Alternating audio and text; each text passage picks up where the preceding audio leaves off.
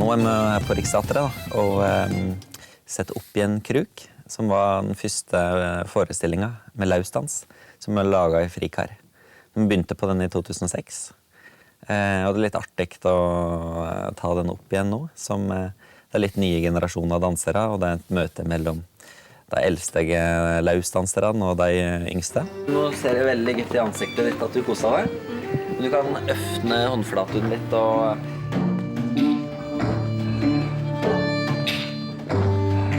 som kjenner litt på vinden av de virvlende guttene her. Bakgrunnen for at vi laget kruk var at med lausdanserne reiste veldig mye rundt, og jeg var med på Per Gynt i Kairo og New York og litt slike ting. Og da fikk du liksom glimmer i 3 minutter før du var til scenen, og fikk ikke så mye kunstnerisk integritet i det. Så vi sakna et miljø da, der vi kunne jobbe sammen av felles fokus og jobbe på våre premisser og lage fulle forestillinger med kunstnerisk innhold. Og det var også bakgrunnen for at vi stiftet Frikar.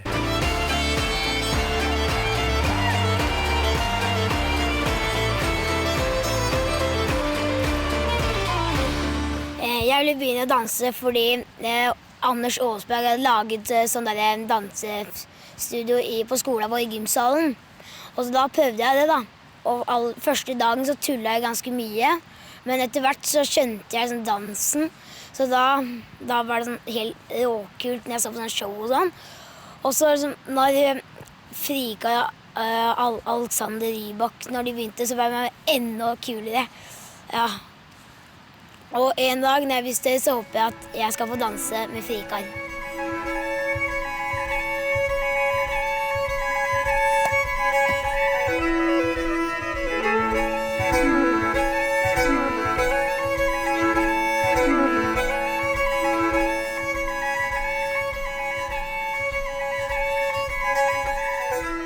Frikar er et miljø der vi kan skape veldig forskjellige typer forestillinger.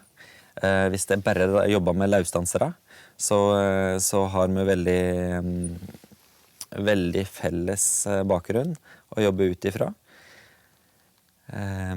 Mens når de samme lausdanserne jobber som samtidsdansere, som i Tiderå for eksempel, så får alle et helt annet fokus og fokuserer på andre kvaliteter i det de driver med. Det samme skjer når lausdansere jobber med breakdansere eller med kinesiske wushu-dansere.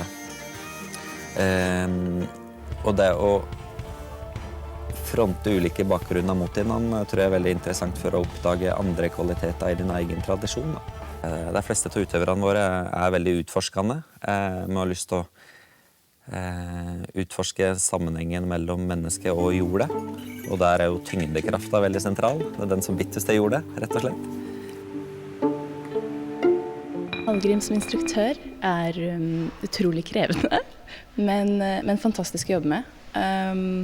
Han har brakt norsk folkedans inn i samtidsdansen, og det har vi norske dansere godt av å lære oss. Personlig også var jeg ganske mot koreografi.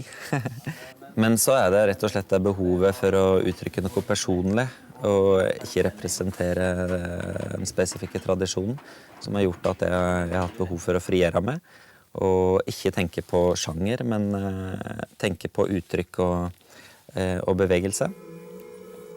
Og gjennom det behovet så blir det helt naturlig å jobbe med dansen på en annen måte enn det som er gjort blant annet i folkedans. Og da er du plutselig inne og koreograferer. Eller legg rammer da for hvordan du skal utvikle dans. Og det er veldig spennende å finne de rette rammene eller arbeidsvilkårene for å respektere tradisjoner og få frem kvaliteten av det, i stedet for å manipulere det slik at det blir noe som ligner mest mulig på tradisjonell samtidsdans.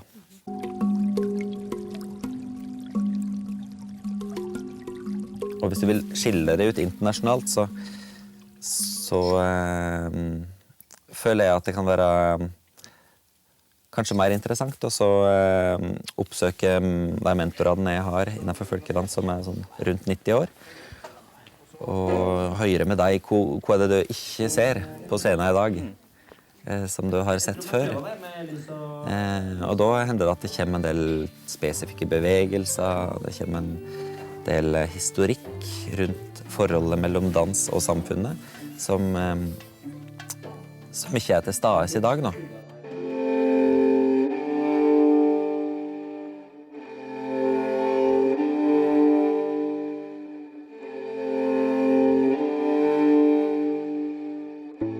Det veldig mye positive kommentarer. Folk har egentlig lyst til å ønske andre sjangere velkomne.